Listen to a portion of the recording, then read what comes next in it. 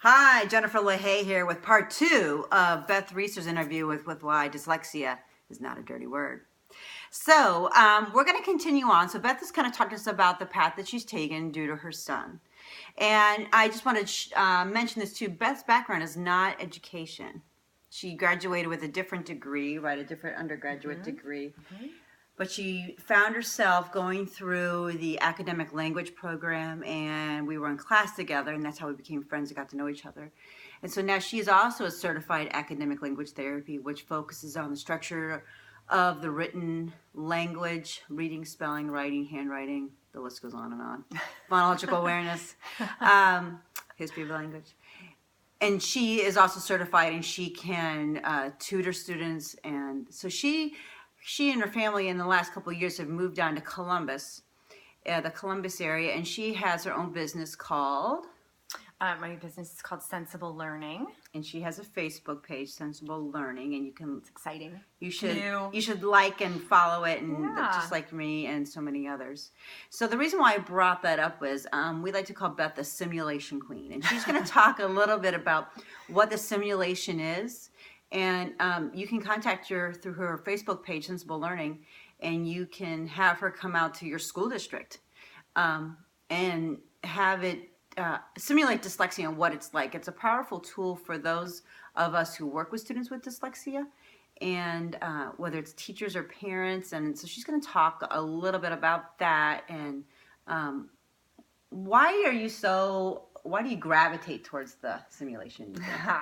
Well, as a parent, I went to a simulation through the Northern Ohio branch of the International Dyslexia Association, and it was my turning point.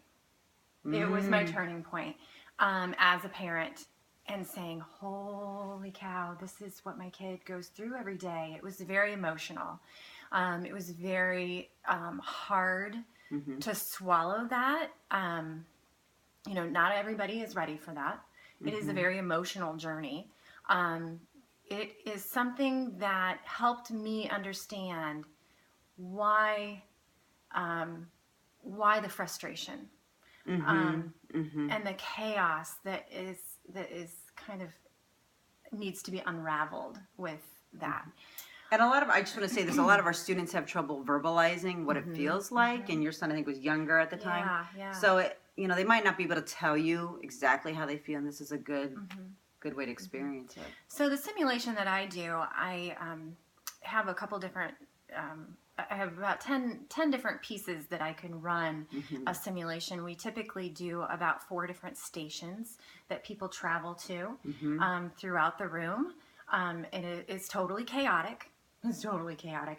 That's actually my number one complaint, is how chaotic it is. Oh, is it? But I have to say, it's a compliment to me, because that means we're doing our job. So I have done 3 years in a row. I've done one for Olentangy Dyslexia Network, which I'm a board member of, and every year it is one of our most popular, for sure, popular monthly meetings. So every year we do that. And it's so powerful, it's so moving.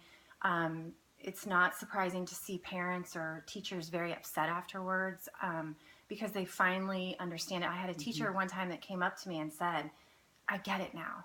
I get why this child is acting out and I have to send him to the principal's office all the time. They don't want to read out loud. They'd rather have the one principal's set of eyes staring them down and yelling at them than have 24 sets of eyes in the classroom, watching them, and then going out on the playground and then somebody maybe saying something about how they are not reading well. So it's very powerful. It's not actually, it simulates it. It simulates the emotions and the frustrations. It's not exactly, a lot of it is, there's a story in Wingdings, kind of, if you know what Wingdings font is. There's a story that you're trying to read and trying to decipher and decode all the words that are in that story. There's one of them it's written backwards. So they don't actually see backwards. They don't actually they see the letters just like you and I do, but they have a hard time decoding that. And it's just there to kind of slow you down and think about the frustration of, why am I not getting this? Why can't I crack this code? Right. You know, because essentially that's what our English language is. It's a bunch of rules. It's a bunch of codes that a lot of people learn very intuitively. But our kids with dyslexia, or our adults with dyslexia, do not. Right. And we need to explicitly teach those rules so that they understand how to crack the code. You know, I've heard that from many different sources that, you know, crack the code of reading, crack the code of spelling. Right. And there is a teachable code. There is.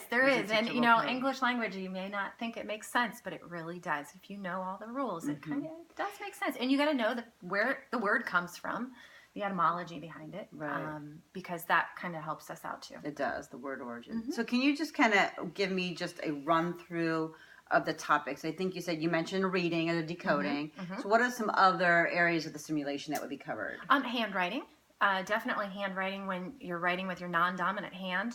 I ask people to write with their non-dominant hand. They don't like doing it. because it's how awkward it feels. Sometimes that fine motor skill for our kids is really hard. Difficult. And so they, you know, it simulates that, oh my gosh, I can't even get my pencil grasp. Yeah, the awkward. Writing in a mirror, so that it really slows you down and makes you really focus on, you know, how to outline something or how to write those numbers or those letters. Following directions is another one. Okay. Processing, how well they process the information. You know, is it quickly and accurately, or is it both of those things, or is it processing? Well, it depends. Typically, I think that our students are slower processors. But I mean, for the simulation. The simulation, it makes you really stop and think about the process that you have to go through to read. If you really think about the process that you have to go through to read, I always tell parents when I meet with them, I say, you know, it's a small miracle that our brains really know how to read. I mean, and I can probably say this verbatim to every parent. But if you think about how you have to look at the words on the page, and you look at the letters, and then you say, okay, now that letter says that sound, that letter says that sound, that letter says that sound, and then I'm going to put it together. But what happens if one of those letters has more than one sound? You know, that's a tough one. Right. Which sound does it use? And well, it depends on the situation. Right. And so then you put it together, and you hold it in your little working memory, and you put the word together, and you gather meaning from it, and then you move on to the next one. Well, some of those words, you can formulate pictures in your mind, okay, like a book. You can mentally picture a book, but when it says that, it's not a word that you can formulate in your mind, you know, in a picture. Yeah, there's not a concrete object. Right, there's not a concrete object for that. So sometimes those are the ones that the kids mix up. And So you talked about, you do a writing, you do reading. Is there spelling? There's some spelling ones. And is there listening ones? There is a listening one that I usually do in a small group setting. I won't do it in a large group setting because the room is too chaotic for large groups. But a small group setting, I do have one that's kind of a listening one. So lots of different pieces. I would strongly suggest, if you have a district that you feel like they're just struggling to get it, or like you don't understand it, or maybe you're on board and your spouse isn't, and there's like a disconnect, like it just needs to try hard, just needs to work it out. You do a simulation, and I participated in simulation as a what's the word? Facilitator. I usually have a headache by the end of the night. Yeah, definitely. You're exhausted and you are toast. So to think about a child going through that every day is a bit rough. So the simulation is a powerful tool that is done. The Northern Ohio branch does it as well for the IDA. We usually do one at least once in the fall for October for Dyslexia Awareness Month. But Beth is available, and sometimes I help her out if it works out. Yeah. Then we go around and we'll do it together. Yeah, and we can do small groups and we can do large groups. So you know, be aware that I can just do a small group of parents. You know, maybe a neighborhood that has you know, or a friend group or a mom group or something as well too. Maybe they want to support one of their moms and understanding what they're going through. Right. It's not a lecture. It's a very hands-on. So it's participating. So you don't come and you don't fall asleep because there is no sleeping. It's about 2 hours? It depends on the group size. A small group, I could probably do an hour, hour and a half. A large group, hour and a half, 2 hours. Yeah. So It's a powerful tool, and I suggest that you experience the simulation because it will really change your way about thinking about how dyslexia really is not a dirty word. Beth, thank you for your time. hey, thanks a lot. Condi. Thanks, Condi. Thanks for being a good girl for once in our life. Okay. Thanks, Beth. Bye.